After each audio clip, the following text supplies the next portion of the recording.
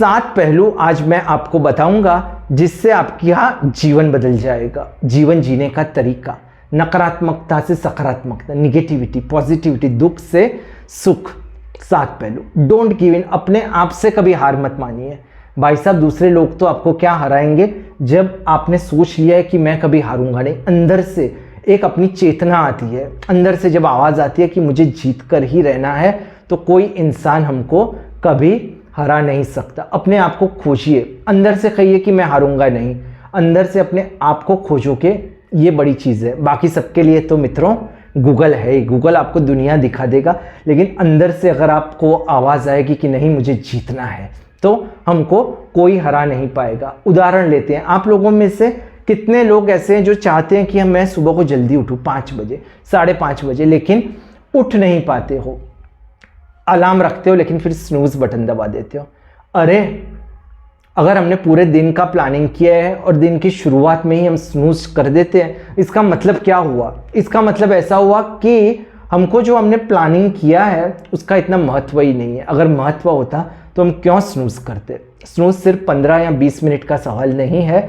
Snooze ये एक मानसिकता है, ये दर्शाता है कि हम अपने कार्य को किस तरह से अंजाम देना चाहते हैं। इसलिए हो सके तो 15 मिनट आप बाद में रखिए अलार्म, लेकिन स्नूज मत कीजिए। स्नूज का मतलब है कि हमने सोच लिया है कि ठीक है बाद में हो सकता है काम। जी नहीं, बाद में नहीं हो सकता।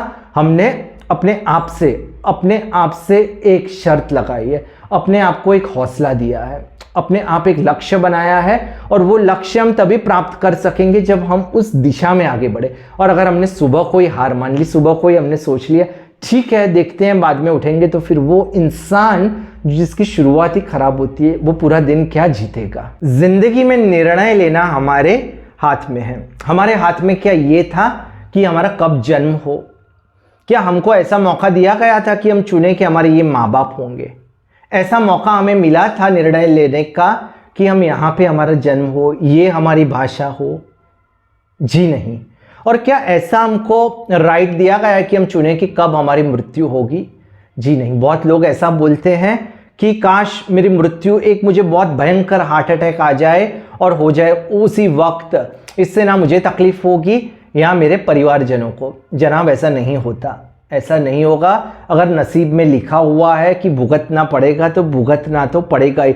ऐसी बहुत सारी चीज़ें हैं जो हमें मौका नहीं मिलता, वो खुद होती ही हैं। इसलिए जब जब मौका मिले तब हमें श्रेष्ठ निर्णय लेने की जिम्मेदारी हमारी है। अगर कोई इंसान मुस्कुराता है तो ऐसा मत समझिए कि वो बहुत खुश है। उसने खुशी का निर्णय लिया है, उसने सोचा है कि मैं खुश रहूंगा, कुछ भी हो जाए मुझे खुश रहना है। ऐसे हमें भी निर्णय लेना पड़ेगा कि हम भी खुश रहेंगे, कुछ भी आ जाए। दोस्तों तकलीफें तो सबको ही आती है, लेकिन तकलीफों में मुस्कुराना, इसका निर्णय हमें लेना होता है। गिर तो सब जाते हैं, लेकिन गिर के उठना, उसका निर्णय हमें लेना है। नकारात्मकता तो पूरी दुनिया में आती है, सब लोग नकारात्मक होते हैं, लेकिन उसमें सकारात्मक होना, खुश होना, सुकून से जीना, और दर्द में भी दूसरों को सुख बांटना, मुस्कुराना, पॉजिटिव एनर्जी स्प्रेड करना, उसका निर्णय हम लेते हैं। अच्छाइयों पे गौर करें। आप लोगों में से किसको ऐसा अनुभव हुआ है कि हमारा जो दांत है उसमें कुछ अटक गया है, कुछ उसके अंदर चुभने लगा है, और हमारी जो जीभ है वो वारंवार उसी जगह पे चली जाती है? हम कितनी भी कोशिश करें, 31 दांत हैं जो बिल्कुल ठीक है, स्वस्थ हैं, उनकी और जीभ नहीं जाती, लेकिन जहां पे थोड़ी तकलीफ हो गई है जीभ बार बार वहीं पे चली जाती है। हमारा मन भी ऐसा है कि सब ठीक हो, सब अच्छा हो रहा है, लेकिन वारंवार जिस चीज में थोड़ी भी तकलीफ है, थोड़ी भी दिक्कत है, किसी ने छोटी सी गलती कर दी तो वारंवार उसी जगह पे चले जाता है। अरे भगवान ने इतनी सुविधाएं दी हैं, घर दिया है, मकान दिया है, परिवार जन दिए हैं, कार दी है, एसी दिया है, सब तो दिया है। कुछ चीज में अगर गलती रह गई, कुछ चीज हमारे पास नहीं है, तो उसे एक्सेप्ट कर लो, लेकिन इतनी सारी जो अच्छी चीजें हैं उसको नजरअंदाज आप मत कर दीजिए। उसी तरह लोगों को आप जब देखते हो उसमें से गलतियां मत निकालिए। अरे खाना कैसा बना था? आपने खाना तो बहुत अच्छा बनाया, लेकिन थोड़ा उसमें, मैंने कपड़े आपने बहुत अच्छे पहने, लेकिन अब, अरे भाई साहब लेकिन की क्या ज़रूरत है? वो सामने वाला इंसान है, उसे हौसला अफजाई चाहिए, उसे इंस्पायर करो, इतना अच्छा काम उसने किया है तो उसको लेकिन परंतु इन शब्दों से उसको डीमोरलाइज मत करो, बस अच्छाइयाँ देखो। जितनी अच्छाई आप सामने वालों की देखोगे उतनी अच्छाई वो लोग आपकी भी देखेंगे। अच्छाइयों पे ध्यान करो। दूसरों के साथ तुलना मत कीजिए। हम कितने खुश हैं, हमारे पास कितना धन है, हमारी सेहत कितनी अच्छी है, हमारे बाइसेप्स कितने स्ट्रांग है, हम मेंटली कितने स्ट्रांग है, कैसे डिसाइड करोगे आप ये? अगर हमें कोई बुखार लग रहा है, हमें लग रहा है कि हमको टेम्परेचर है, तो हम थर्मोमीटर से चेक करेंगे और लगेगा कि टेम्परेचर इससे ज़्यादा हुआ है, इसका मतलब अभी हमें दवाई लेनी पड़ेगी। ठीक है, ये एक मापदंड है। तो हमारी जो खुशी है, हमारे पास कितनी संपत्ति है, हमारा स्वभाव कैसे है, समाज में हमारी प्रतिष्ठा कैसी है, ये आप कैसे निर्धारित करोगे? क्या करते हैं लोग इसके लिए? दूसरों के साथ कंपैरिजन करते हैं, बहुत गलत होता है। दूसरों के साथ दोस्तों कंपैरिजन मत कीजिए। उसकी अपनी लाइफ है, आपकी अपनी लाइफ है, उसके अपने संघर्ष हैं, आपके अपने संघर्ष हैं। वो है, आप हो। आप अगर आप इमेजिन कीजिए, एक पेड़ के नीचे एक बंदर है, एक खरगोश है, एक इंसान है, एक मछली है, एक कुत्ता है। सब लोग पेड़ के नीचे बैठ गए हैं और अचानक ऐसा कहा जाता है कि जो पेड़ के ऊपर चढ़ेगा वो जीत जाएगा। क्या होगा? क्या वो कुत्ता चढ़ पाएगा? इंसान है वो निराश हो जाएगा, मछली है वो तो मानो दम तोड़ देगी, खरगोश सोचेगा कि मैं जाऊं लेकिन वापस आ जाएगा, और बंदर है कुछ ही क्षणों में ऊपर पहुंच जाएगा। अरे भाई साहब, ये कौन सा कंपैरिजन है? ऐसा कोई कंपैरिजन होता है? सबकी अपनी विशेषता है, इंसान की अपनी विशेषता है, मछली की तैरने की अपनी विशेषता है, कुत्ता रक्षा करता है, उसकी अपनी विशेषता है। इसलिए कंपैरिजन मत कीजिए। सचिन तेंदुलकर जो सबसे श्रेष्ठ बल्लेबाजों में से माने जाते हैं, अगर आप उनको कहो कि एक दिन आपका इतना अच्छा अनुभव है, आपका टेम्परामेंट इतना अच्छा है, तो एक ऑपरेशन क्यों नहीं कर लेते? क्या वो कर पाएंगे? या किसी डॉक्टर को बोलो कि आप चेंज के लिए बल्ला लेके ग्राउंड पे चले जाइए, कुछ रन मार के आइए, संभव है ये? जी नहीं। सब अपने क्षेत्र में अच्छे हैं, सब अच्छा काम कर रहे हैं, किसी से कंपेयर मत करो। लड़ाई लड़नी है, स्पर्धा करनी है तो खुद से करिए। हमेशा सोचिए जो मैंने कल किया था उससे थोड़ा बेहतर करूंगा। अपने आप से प्रश्न पूछिए, लक्ष्य रखिए और धीरे धीरे आगे बढ़िए। संतुलित जीवन जीना। एक इलाका था, उसमें एक बहुत बड़ा बिल्डर रहने आया। पता चला उसकी संपत्ति 2-3 करोड़ की नहीं, 100-150 करोड़ की है। सब लोगों ने सोचा कि कितना धनवान है, बड़ी बड़ी कार बंगला था उसके पास, अभी नया नया आया था। लोग सोचते होंगे कितना खुश होगा वो। इन कुछ ही दिन हुए, पता चला उसकी जो बीवी है उसके साथ तलाक हो गया है उसका। कुछ दिन के बाद और पता चला उसके बच्चे भी थे जो बीवी के साथ चले गए। अब लोगों की जो थिंकिंग है बदल गई। बोला कितना दुखी है, इतने पैसे क्या करेगा, कितने पिज़्ज़ा खाएगा, कितना बाहर घूमने जाएगा अमेरिका में। उसी तरह एक दूसरा इंसान था, वो बहुत धनवान था, परिवार भी उसका सुखी था। सब लोगों को लगा कितना खुश होगा, सब अच्छा लग रहा है, लेकिन पता चला उसको दिल की तकलीफ है, उसको शुगर है। क्या वो इंसान खुश है? जीना है तो संतुलित जीवन जियो। जैसे बॉडी है, उसके हर स्पेयर पार्ट की सही तरीके से होना आवश्यक है। ट्रेन है, उसके सब डब्बे बराबर होने चाहिए, तभी ट्रेन आगे चलेगी। चार चीज़ों पे वाकई में गौर होना चाहिए। Personal life, professional life, family life और सोशल लाइफ। पर्सनल लाइफ मतलब हमारी सेहत, हमारा डाइट, हमारी जो मेंटल और स्पिरिचुअल हेल्थ है। डाइट अच्छा होना चाहिए, हमारी बॉडी स्ट्रांग होनी चाहिए, तभी तो हम आगे आएंगे। मेंटली हम स्ट्रांग होने चाहिए, पॉजिटिव होने चाहिए, और स्पिरिचुअली भी हम स्ट्रांग होने चाहिए। इसको बोलते हैं पर्सनल लाइफ। प्रोफेशनल लाइफ, अगर इंसान का प्रोफेशन ही अच्छा नहीं होगा किसी भाई का, तो क्या कोई उससे शादी करेगा?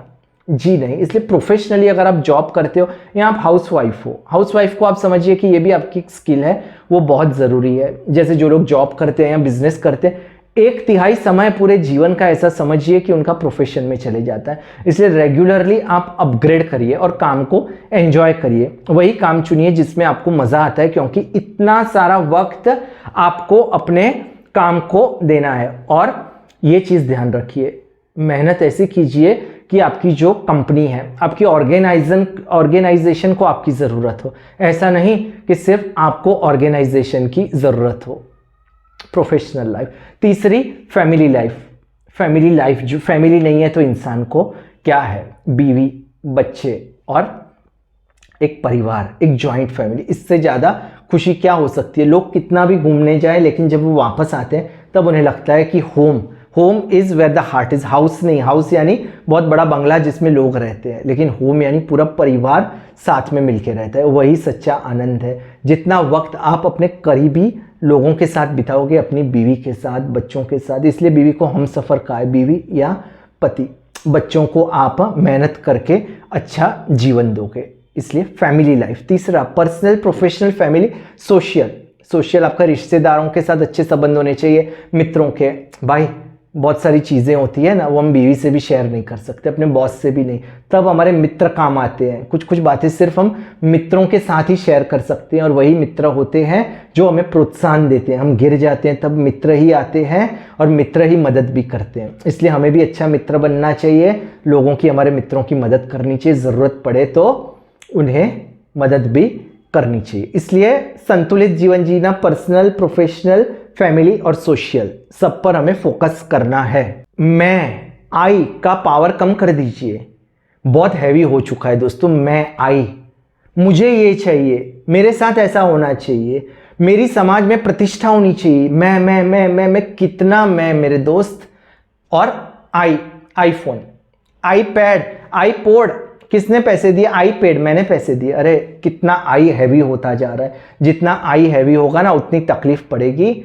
मेरा मेरा और मुझे ये नहीं चाहिए, ये मेरा नहीं है, मेरे साथ ऐसा बर्ताव नहीं करना, इसमें भी मैं, उसमें भी मैं, मुझे ये चाहिए, उसमें भी मैं, इन सब चीज़ों, ये सब चीज़ें मुझे पसंद नहीं है, उसमें भी मैं। ये मैं का जितना पावर बढ़ेगा ना, उतनी हमें तकलीफ होगी। इसलिए कैसे आप इसको ट्रांसफ़र करोगे? यू कहने लगो। अगर मैं कहोगे तो आप पे बाधा आ जाएगी, आपको लगेगा कि ये इंसान मेरे साथ ऐसा बर्ताव करे। लेकिन अगर आप यू करोगे, यू का मतलब कि आप उसको अच्छा दे रहे हो। लेने से आपको रोक सकता है, लेकिन देने से आपको कौन रोक सकता है? कोई आपको गलत बोल सकता है, इसमें आप कुछ नहीं कर सकते, लेकिन किसी को अच्छे शब्द बोलना, किसी का प्रोत्साहन देना, इसमें तो आपको कोई रोक नहीं सकता। इसलिए मदद कीजिए, मेहनत, जितनी आप मदद करोगे, अच्छे काम करोगे, पॉजिटिविटी स्प्रेड करोगे, उतना आपका आई का जो प्रभाव है वो कम पड़ेगा। अरे आई आई आई बोलना बंद कर दीजिए, यू बोलिए। यू, मैं नहीं, हम। ऐसा मत बोलिए ये मेरा घर है, ऐसा बोलिए ये हमारा घर है। किसी चीज़ में आई को मत जोड़िए, जहाँ आवश्यकता है वहाँ भले जोड़िए, लेकिन धीरे धीरे इसका जो प्रभाव है कम कर दीजिए। मेहनत कीजिए, लेकिन जो श्रेय है भगवान को दे दीजिए, अपने परिवार को दे दीजिए, अपने मित्रों को दे दीजिए। परिस्थिति का सामना करना सीखना। क्रिकेट की बात करें तो सचिन तेंदुलकर श्रेष्ठ खिलाड़ी थे। अभी क्रिकेट में स्लेजिंग होता है, कोई भी खिलाड़ी होता है प्रतिस्पर्धी, वो आके कुछ बोल के जाता है बैट्समैन को या किसी को भी, फिर उसका ध्यान भटक जाता है और वो गलती कर बैठता है, और बैट्समैन के पास एक ही मौका होता है, अगर गलती की तो वापस चले जाना होता है। लेकिन सचिन तेंदुलकर से स्लेजिंग करना लोगों ने बंद कर दिया, क्योंकि उनका ध्यान था वो बस परिस्थिति को सबसे अच्छी तरह से हैंडल करने का ही था। उसी तरह कोई भी परिस्थिति आती है, उसको हैंडल करना वो हमारे हाथ में ही होता है। आप चल रहे हो और रास्ते में पत्थर आ जाता है, क्या करोगे आप? पत्थर को वापस लात मारोगे? जी नहीं, उसको साइड पे रख दोगे। इसलिए हर परिस्थिति को किस तरह से हैंडल करना, वो हमें निर्णय लेना पड़ता है, और परिस्थिति के अनुसार सबसे जो सही निर्णय है वही हमें लेना रहता है।